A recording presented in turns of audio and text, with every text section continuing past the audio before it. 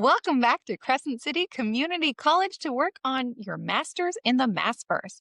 Our current course is focused on Crescent City, House of Earth and Blood by Sarah Janet Maas. Today we are chatting the final chaps, 90 through 97, and the epilogue. Warning, while we may be your silly gal pals, we don't recommend listening to this podcast around little ears or ears that may be offended because we say bad words and shitty things. Now relax those shoulders, unclench those jaws, clench that clam, and let's get into it. Chapter 90. Bryce is tickled pink that her starlight closed the gate. She just hoped it would work long enough for help to arrive. Fury notes that 3 war machines are coming from the west, Imperial tanks from the Asterian Guard to be exact, and they have brimstone missile launchers. Hunt's oh shit meter went off because these aren't regular missiles, they are pure magic and bound with first light. Where they struck, destruction bloomed. Fury tried to contact the Asterian units, but they did not respond to her pleas to abort the mission. Their cries went unanswered. Even the Thotham King said no one was answering their calls back at the Summit HQ. They saw the 3 units stop outside of Crescent City and launch them missiles with their golden light. I want to point out that I think it's interesting that Fury is the one that's like demanding them to stop. Like of all the people, it's Fury, not the Thotham King calling in, not oh my god, I keep wanting to say Malfoy, but but not Sabine. None of them are calling in, and I just find that fascinating that it's Fury. Especially because the way that she said it, it's like she expected them to listen. This is Fury. And they ACOTAR, like no. she was kind of confused that they weren't. So I have a brimstone missile launchers theory or thoughts that I'd like to talk about. But I think before you get into it, we need to mention when we have heard of brimstone missiles in the Maasverse and what is brimstone. So it is an archaic name for sulfur, and fire and brimstone is an expression of signs of God's wrath in the Bible, or a style of Christian preaching that uses vivid descriptions of judgment and eternal damnation to encourage repentance. And trust me, this has relevance. So we need to go back to ACOTAR. There's a lot of talk of about Amren and what she is. The original paperback of the Court of Frost and Starlight novella contains over 30 pages of content, including an interview with Sarah Janet Maas. And she says, okay, so Amren is basically an Old Testament angel. Maas explained, not one of those angels with the pretty white wings. Hers are more like wings of raging fire. Think the angel of death, that sort of angel. Now, keep that in mind.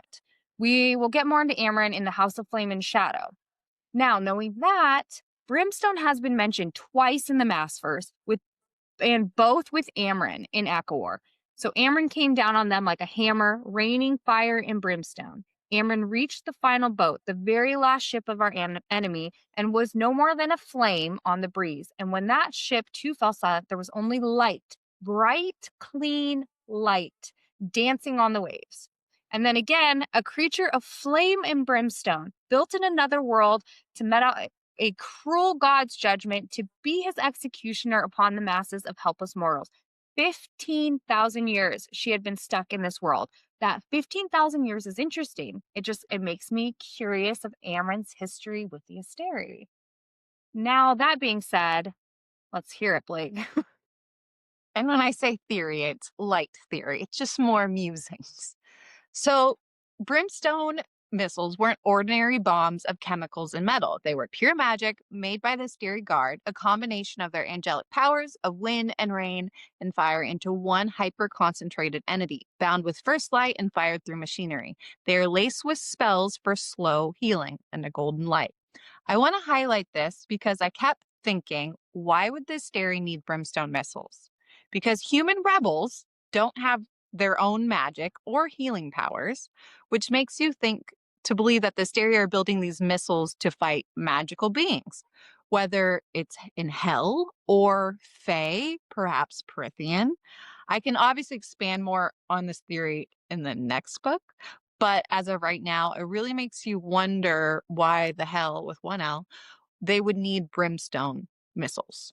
Like, unless they're expecting like the magical creatures of this world to come after them, but they're still so much more powerful than them. Like the magic, they're not that powerful here compared to like Prithian or hell. So it's just a thought. Knowing how powerful angels are, like you're right. Why the hell would they need compressed angel power? Like archangels are crazy strong. Mm-hmm. So good catch. Never would have even thought twice about brimstone missiles. I just thought it was like, but why? Why do they even have that? Because it's just the slowing, the healing portion of it that is just like, and they don't need that. They could desecrate the whole area with like nothing. So the fact that they're building these makes me think that they're building for another war, perhaps with a different world. Yeah, words right out of my mouth. Back in Lunathion, Bryce saw the golden lights and knew what happened thanks to the news coverage of the Pangeran Wars. The gate still stood and had shielded her with the starlight she poured into it. Her leg was trapped beneath a concrete slab, and she could not get it off. The Assyrian guard had no chill because they were already reloading their missile launchers. Fury was still screaming at them to abort their mission, but they don't care who Fury is. Hunt told her to go high so he could jump into the mess. His wings weren't working too great yet after they were circumcised. Hunt jumped for Bryce. The brimstone missiles launched, arcing toward the old square where she was located, and he threw himself over her. That's love. Sure is. Oh. Chapter 91. Bryce should be a goner. Everything was on fire. Her light had gone out, yet the gate still stood. She tried to rise off the ground, but her body wasn't listening. She tried getting the clump of ash on her knee off, but it wasn't ash. It was a gray feather. Hunt lay sprawled on the ground, his back bloodied, and his legs, well, we might as well call him Lieutenant Dan. He had used himself as a shield against the brimstone. She ran to him and yelled, "Help!" She continued to scream, but no one answered. His body was not healing due to the brimstone. You're so fucking wrong for that. You're not I'm wrong, telling a actually. story, okay? I just want people to have a mental picture. I have a very vivid one. You're welcome. It's interesting that it said that yet the gate still stood. The gates can withstand brimstone missiles, like knowing how powerful they are. It's almost like the Asteria were kind of testing, can they take these gates down? Yeah. That shit's strong. That shit's strong. Fear's helicopter crashed and they were all bloodied and banged up. They began divvying out the remaining guns because some had been lost in the crash. Hypaxia's voice came over the radio telling him they had eyes on the gate, and Deck told them Athy was down, but Bryce lives. Correction, Athlar made it, but barely, and injuries are bad, with a little chance of survival. They tried coming up with a plan as the demons were creeping. Rune said he was heading towards Bryce. Bryce was knelt over Hunt, telling him she believed it all happened for a reason and it wasn't for nothing. She walked back to the gate, put her palm on the dial pad's bronze disc.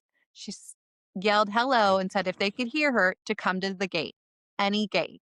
She is Bryce Quinlan and she's an old square and she thinks she figured out how they can stop this.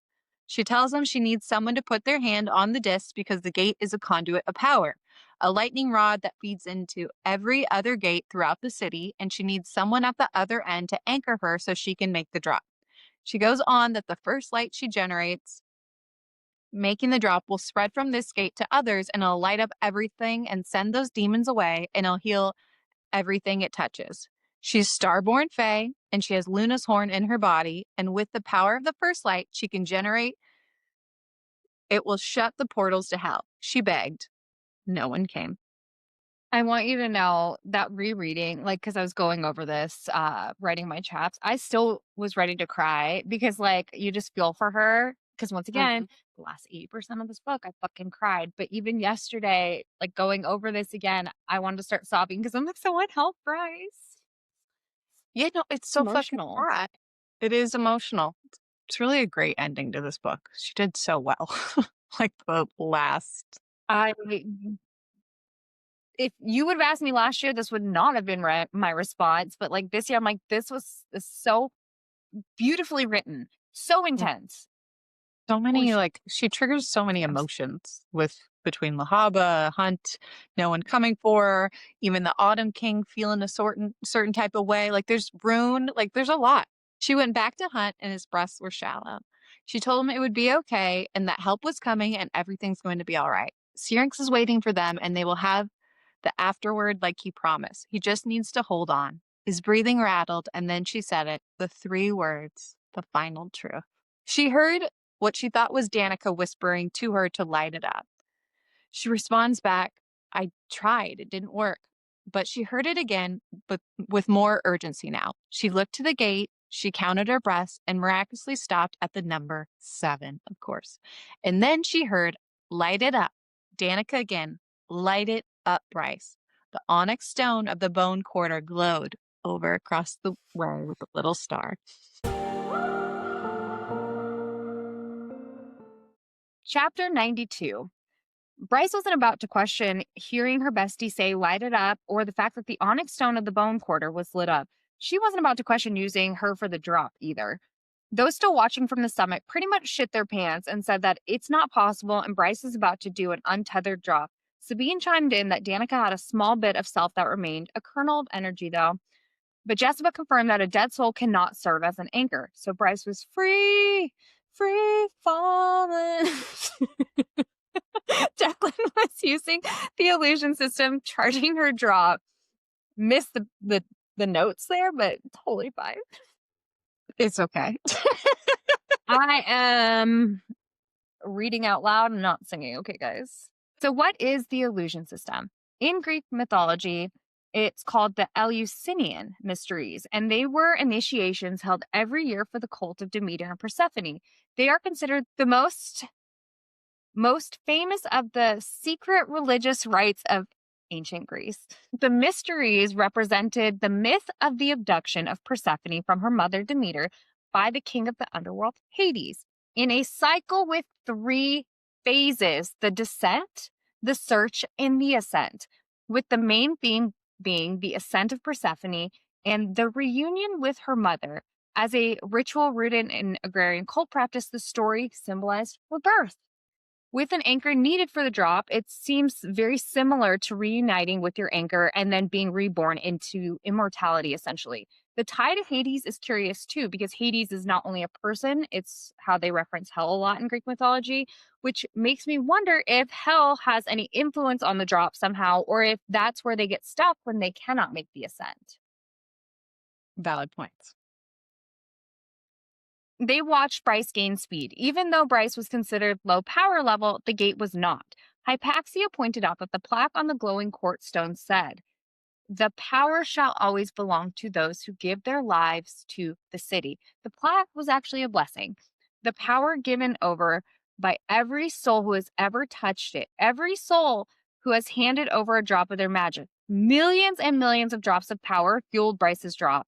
The quartz gates across the city began to glow, red, then orange, then gold, then white. First light erupted from all of them. The lights flowed down the ley lines between the gates, connecting them along the main avenues. It formed a perfect 6-pointed star. Bryce passed Rune's level and ranking. Shit was about to change after this. Then she started slowing when she neared the Thottam King's level. Bryce was really lighting it up. Every gate lit up, a highway of power, not a highway to hell. The voids between Midgard and hell began to shrink, as if the light itself was abhorrent, as if that pure, unrestrained first light could heal the world. And it was healing everything. Demons were rushing to go home. Wounded people became whole again. Bryce was sealing the portals, and then it was done. And Declan laughed. The Thottam King was like, she used the power to make the drop, but she cannot make the ascent. They watched Bryce's mortal body die, and the 6-minute countdown began, the indicator of how long she had to make the search and the ascent, to let her mortal aging body die, to face what lay within her soul and race back up to life into her full power, and emerge an immortal. But she has no anchor and no way back to life. I want to point out that the Thottam King laughed mirthlessly, not from malice, Declan realized, but something like pain. He'd never known the prick could feel such a thing.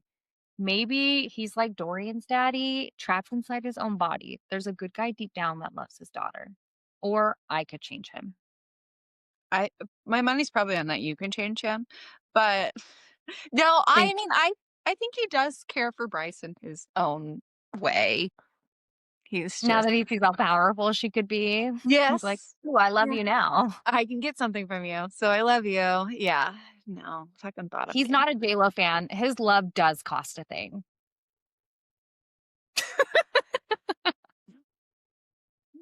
Wasn't expecting it. But I appreciate the reference.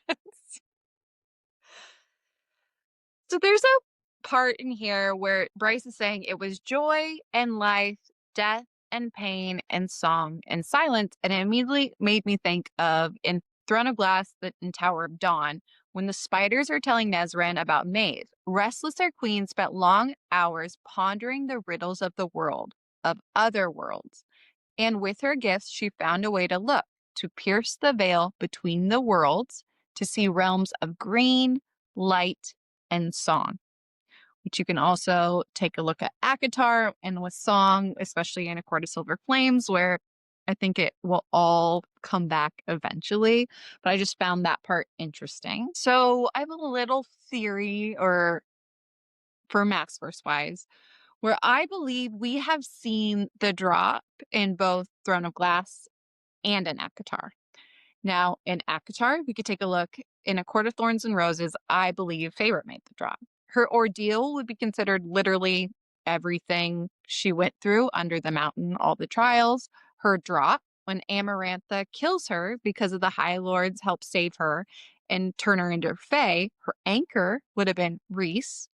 And then when explaining to the bone carver, she talks about how easy it would have been to drift away at that point, which we see what Bryce is doing at this moment. Like, it's easy to drift away, but she chose not to. This one could be a little bit reaching, but when Nesta describes the cauldron and her experience there, it is very possible that what could be considered as her drop, her anchor, maybe it was one of the death gods or things that she stole from the cauldron.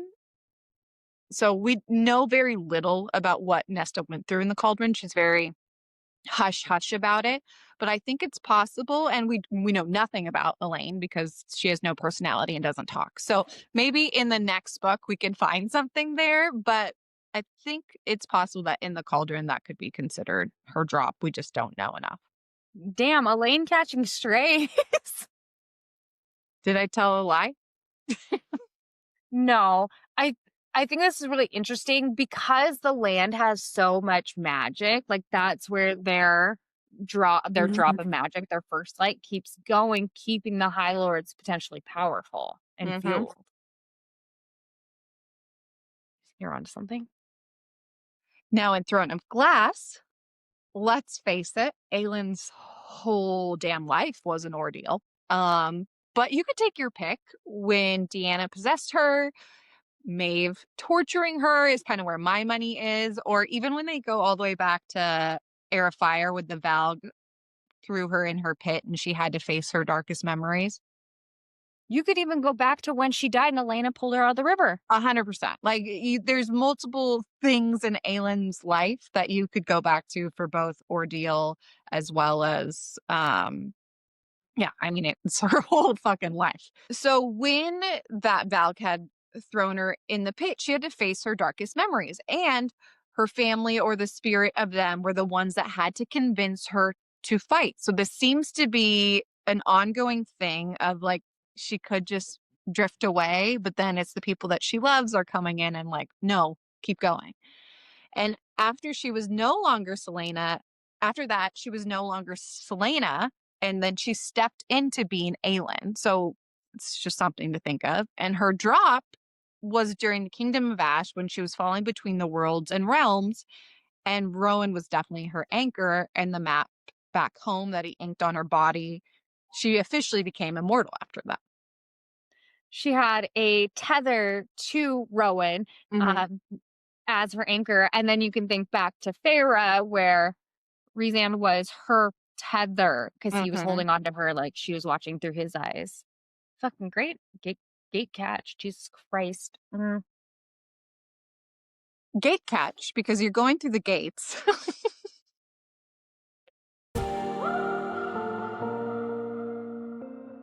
Chapter 93. Bryce felt like she was in the cradle of all life. This is worth quoting.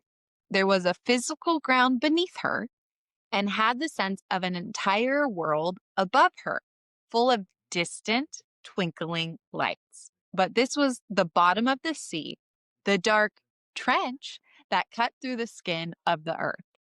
So, the cradle of life is often referred to as a place or a time of origin, a birthplace of where something began and was nurtured, often used at the start of civilization. Example, Mesopotamia, the early evolution of humanity, Africa's cradle of humankind, or even the beginning of a products of life cycle, extraction of raw materials. Now, the entire paragraph is truly tying so much together for us. So she feels the physical ground beneath her, but has the sense of an entire world above her, full of distant twinkling lights, which once again is confirmation that the worlds are on top of each other. And I don't know about you, but distant twinkling lights is giving Velaris to me personally. But she was at the bottom of the sea, so the dark trench that cut through the skin of the earth. Is this the actual Melanoi trench? Well, in a minute before Bryce's ascent, she thinks the endless ocean above them, separating her from life, which I've questioned, is it a portal to hell before? And in the last chap, I started to question if hell plays a part in the drop.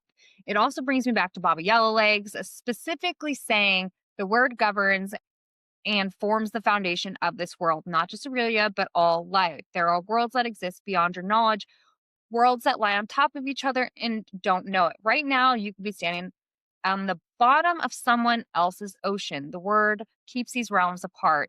And I just think that was a very specific, interesting reference there. Which, of course, confirms with Meryl's research and ACOTAR. They're saying the same thing. Now I want to go back to you referencing Feyre's drop. Everything was black and warm and thick, inky but bordered with gold. I was swimming, kicking for the surface where Tamlin was waiting, where life was waiting, up and up, frantic for air. The golden light grew and the darkness became like sparkling wine, easier to swim through, the bubbles fizzing around me, and I gasped, air flooding my throat. The swimming reference is giving ocean above, separating her from life, just like Bryce. But this also led me to a spiral on something that has no relevance here at all. This glittering spark fell upon me, glittering kernels, because this is during Feyre's drop and descent. So glittering spark fell upon me, glittering kernels, also bestowing upon me a drop of light. This one being the High Lord of Dawncourt, and then the High Lord of Daycourt giving a similar gift. And then Rhys gave a sea of light. And then Tamtam's hand glowed, bright as the rising sun, and in the center of his palm, that strange shining bud form. And it makes me feel like these 7 High Lords could just be a starry different font. They're super powerful by comparison to other Fae.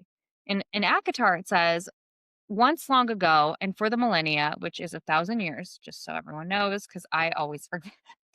Before that, we had been slaves to high fae overlords. Once we had built them glorious, sprawling civilizations from our blood and sweat, built them temples to their feral gods. Once we had rebelled across every land and territory, the war had been so bloody, so destructive that it took 6 mortal queens crafting the treaty for the slaughter to cease on both sides and for the wall to be constructed. The north of our world conceded to the high fae and fairies who took their magic with them. The south, to the south were cowering mortals, forever forced to scratch out a living from the earth. I'm going to put a pin in this, but with the creation from a high king, the only one Prythian has ever seen. I'm very suspicious of the High Lords and how they tie to the Asteri.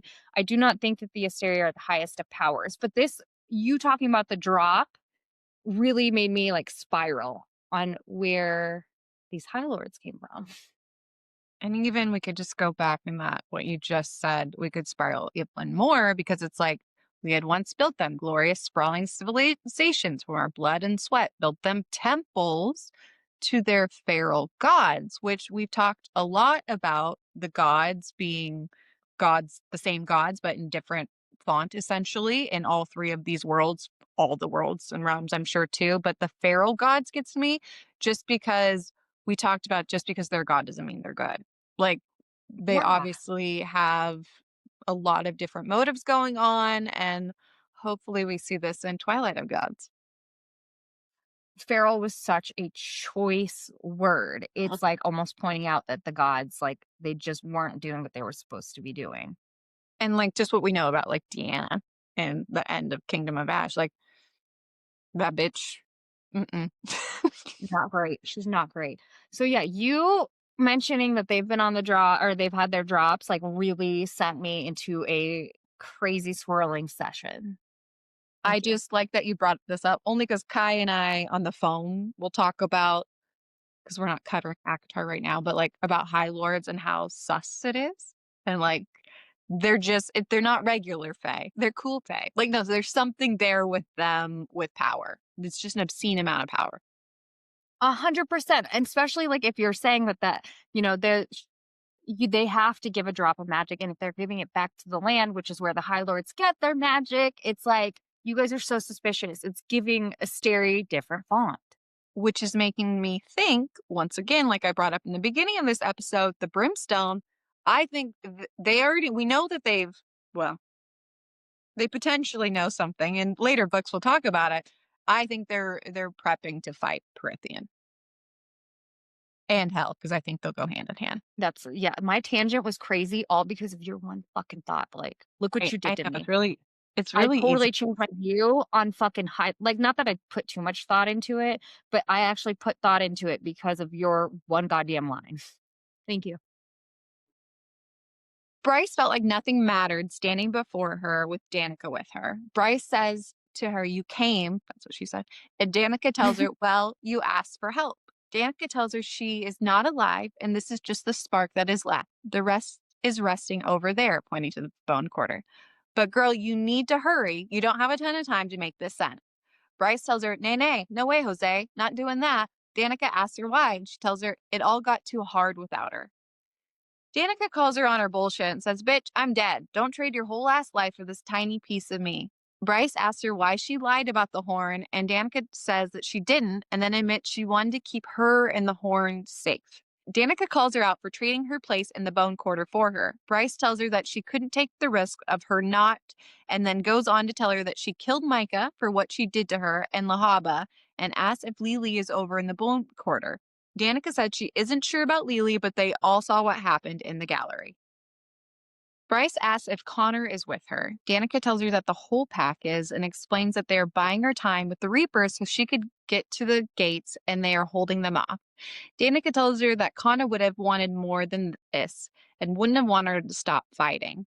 Bryce is like, "I haven't stopped fighting until now. I'm just tired." Danica brings up Hunt, was like, "Are you really just going to give up with the angel up there?" She calls her out for thinking it's a mark against her strength to admit that there is someone. Danica lets her know that Bryce healed him with her first light. Bryce admits she's scared. Danica grabs her hand and says, "That's the point of it, Bryce, of life. To live, to love, knowing that it might all vanish tomorrow. It makes everything that more precious." Bryce says she doesn't think that she can make it back up, but Danica tells her to try and she will be with her the whole way, even if she can't see her.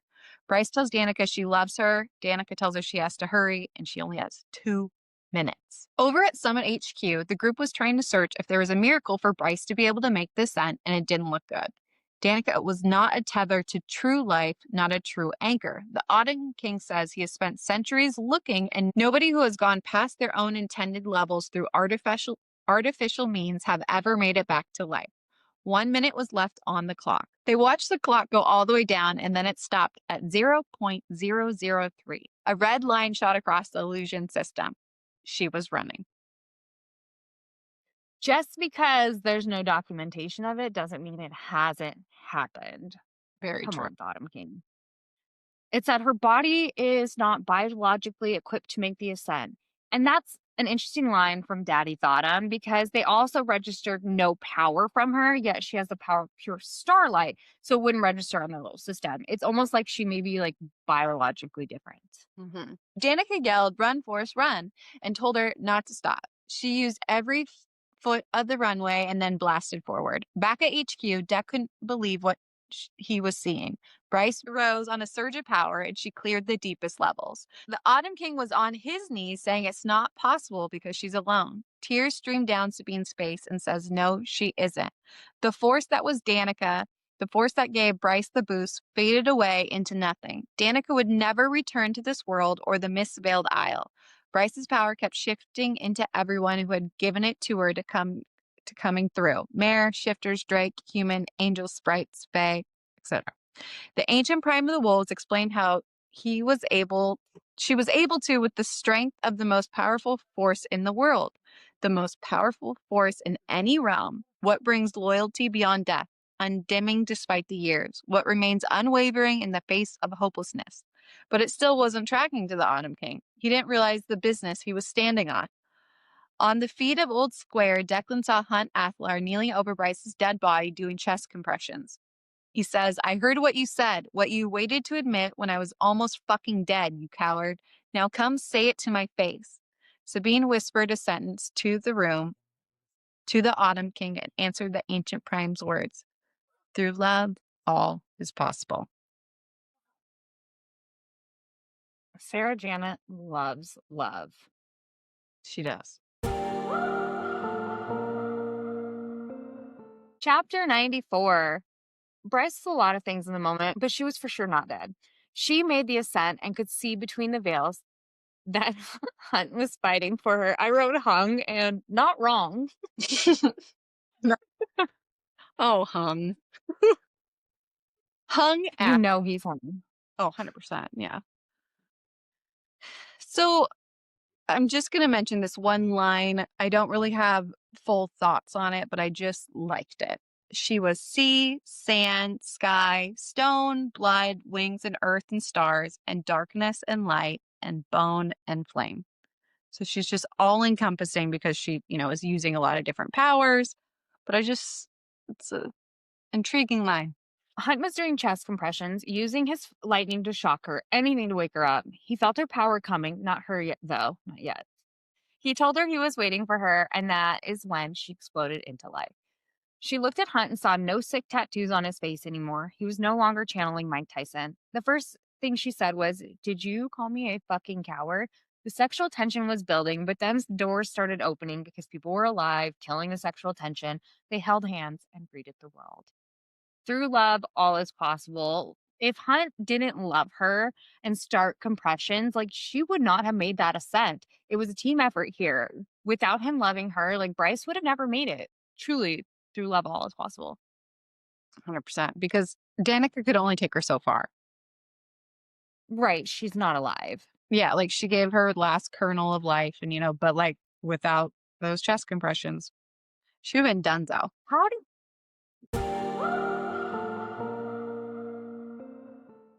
Chapter 95. They stayed in Old Square only for a hot minute before they skedaddled because people were crying for the ones that they had lost. The horn did its job, though, and the gates were closed, and our first light was able to heal all the people, buildings, and the world itself. Syrinx was waiting for Bryce and Hunt to come home. Bryce threw her arms around Syrinx, and it all hit her, and she sobbed. Hunt scooped her and Syrinx up and brought her to the bedroom. It said, and her first light through those gates had been able to heal everything. People, buildings, the world itself. And I'm curious if this healed anything we have yet to see. The damage was done to Lunathion. Why not say the entire city? But the verbiage was the world itself. Seems like some implications here. And it's definitely giving Urine healing light. Yeah, because to heal a whole world it's crazy. Mm-hmm. Hunt and Bryce tell each other that they killed Micah and Sandy. She asked him how he got rid of his tats, and he's like, long story. Tell me how you hid that you have a star inside you. And then she looks down and sees an 8-pointed star now scarred between her breastises. Hunt says, hey, I like it. Bryce tells her it's not true power, it's just star-born light. Hunt tells her, well, actually, I think you have quite a bit of power now, and a fucking horn. Oh, P.S., you need to learn to control it. And she's like, seriously? Making me go back to work already? Both of them being angel killers, like, really signifies what a fucking power couple literally that they are. Like, Hmm. big deals. Their eyeballs met, looked at each other's mouths. Hunt tells her they have some unfinished business, and then Syrinx got the hint and left the room. They admit that they are both hot and bothered for each other. Marvin Gaye might as well be playing because they were going to get it on. Just kidding, caught blocked by mom. So Bryce takes the call in the other room and turns on the cold water to cool down her nether regions. The Thotham King had called Ember and filled her in on everything. Also, the story just broke that Bryce has more power than King Thotham, which is a big fucking deal.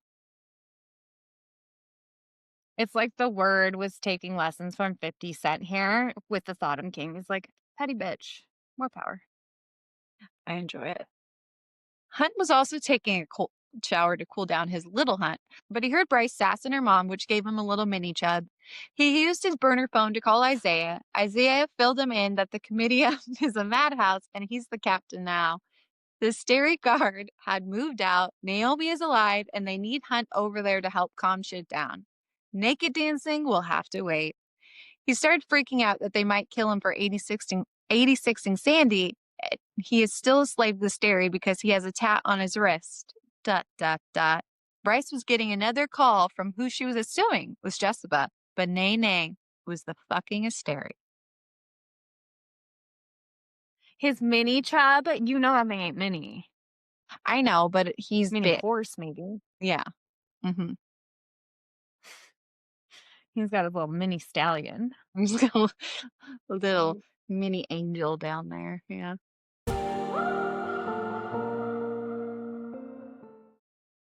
Chapter 96. Rigulus, the bright hand of the Asteri, called the gossip with his gal pal Bryce. He's like, hey girl, hey, we saw what happened today. Kind of yikes, but thanks for that. And what a day you've had, girly. He says, without saying, we know what you are, and to keep you in line, we will do you a solid. Use your starlight as a party trick and never ever use the horn. So we freed Hunt for you. No biggie about Micah and Sandy. They weren't doing good jobs. Please don't talk about your power combo and the other events, and we won't have issues. Okay, thanks, bye. So Rigulus says a lot here. It's our deepest wish that you remain in the city and live out your days in peace and contentment. Love how they are like, bitches, we need to watch you, so stay in the city where we have cameras everywhere.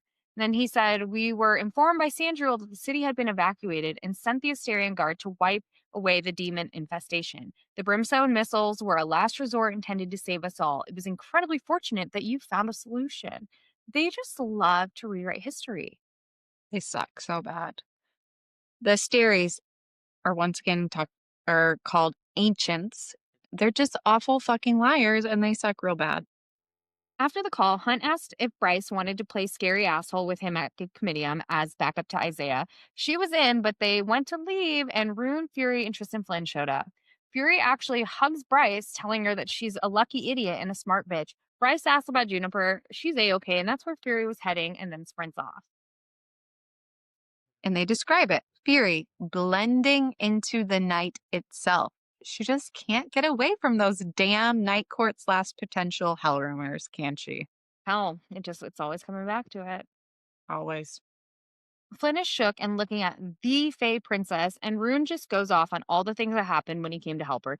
Bryce then hugged her brother. They hug it out, and all is forgiven between them because he does not care about the Starborn shit. Rune then warns her that Daddy is going to want to talk to her. She then tells him she knows about his mind-talking gifts, and he is not impressed with Hunt's big mouth, just his big dick, and that Daddy, with a capital D, doesn't know about his party trick. Rune gets a call because the city needs to be rebuilt and all. Bryce tells him she will add him to the guest list and they will rendezvous tomorrow. I love that they're getting along now. I do too.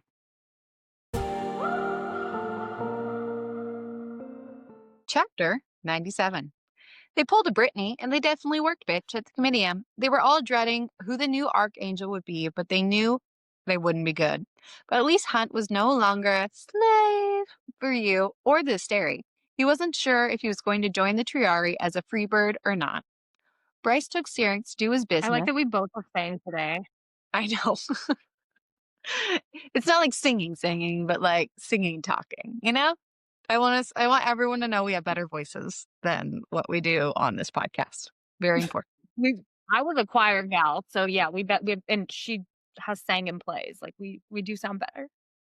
Bryce took Syrinx to do his business and then walked to a wooden bench across from the quarter, thinking about all that has transpired. Theory had called her yesterday to tell her that the River Queen will give her full support of whatever resources she needs. The mayor and shifters had risen to the occasion. The Fae had the least amount of casualties, which, no surprise there, Bryce texted June to let her know that she would be at the next dance class. She sat for a long time. She reread her combos from Danica and Connor and finally responded to Connor, then deleted the thread and let them be free. As she was standing up to go home, a glimmer of light across the river caught her eye.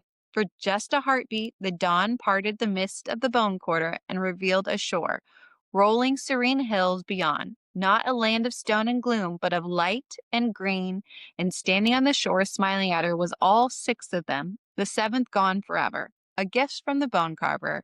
Bryce blew a kiss.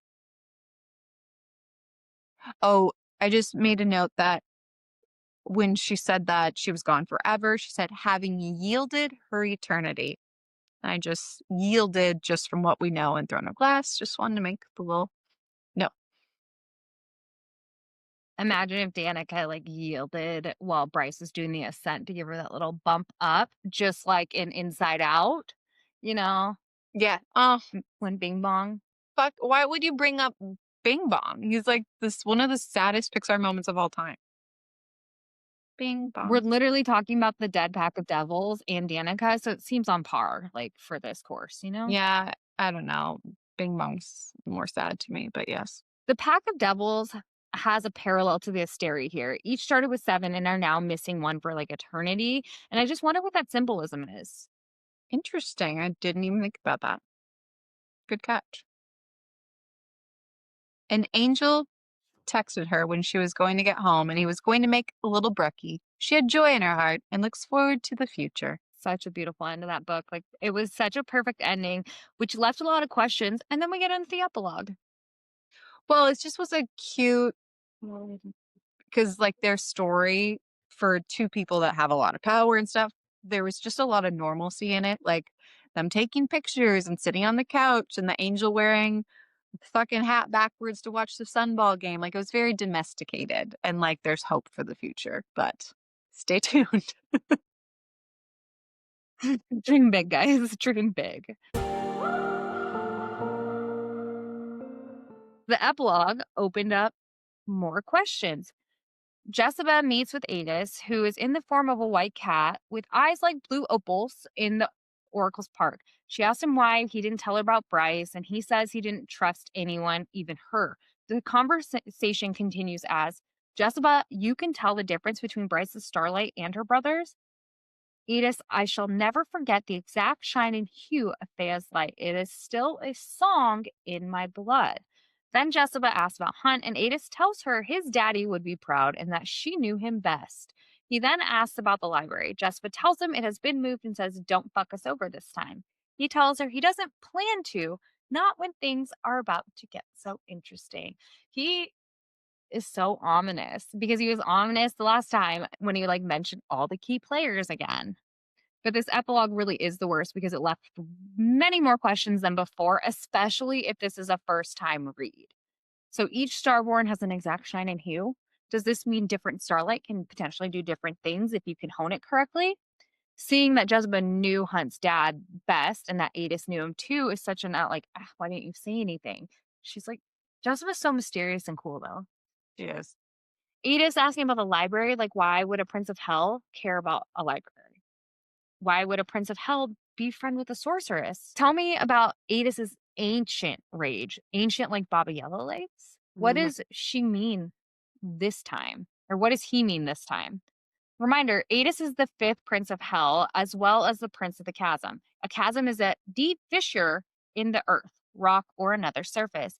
Maybe he has a closer connection to this world because of the trench or a trench. I mhm. can't wait to talk more about him and dive more into him more in the next book. Me too. I'm like very excited to get more into the hell world. And that's a wrap.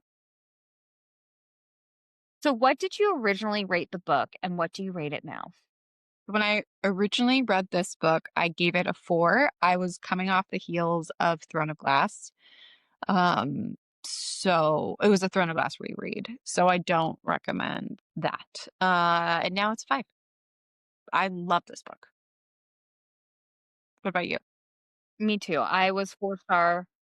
I was kind of off of being a bitch and Yeah, knee that's true. surgery, Hmm. and I was still in therapy. So I gave it a 4, but now it is like almost, I would say this was a 6-star read for me. Crescent City is a 6-star read for me. I fucking love this book, which is a 180 from my Yeah. previous response. Holy shit. You guys, she's such, like, she's not even close to the amount of bitch she used to be. We should all be so proud. It's really shows through her Crescent City Y'all, reign. I everybody thank Gloria. Um, big thanks to Gloria. I just feel like I don't know how you could read this book, especially in a reread, and not love it. Like, I'm confused of the hate that it gets, and I really cannot wait to see how we feel about the rest of the series. We will always think Ethan is a whining bitch, regardless. There is no redemption arc. Sorry. There's no redemption arc for him. Just like Mm. Kale. Kale has no redemption in my eyes. Not an ounce of it. Can't happen. She Ethan's up there. she really hates Kale, guys. Thanks for giggling through Crescent City, House of Earth and Blood with us, and working towards your masters in the Maasverse. Start your new year with us and more Crescent City coverage as we dive into House of Sky and Breath on our new episode release day Tuesdays. You just have to read the book while we go through line by line for you and connect it to all things Maasverse. So make sure you follow us on social medias for all of our latest updates, theories, and more new book goofing. Don't forget to hit subscribe and give us a review wherever you listen. All links are in our info, you giggling gal pals. We'll see you next week.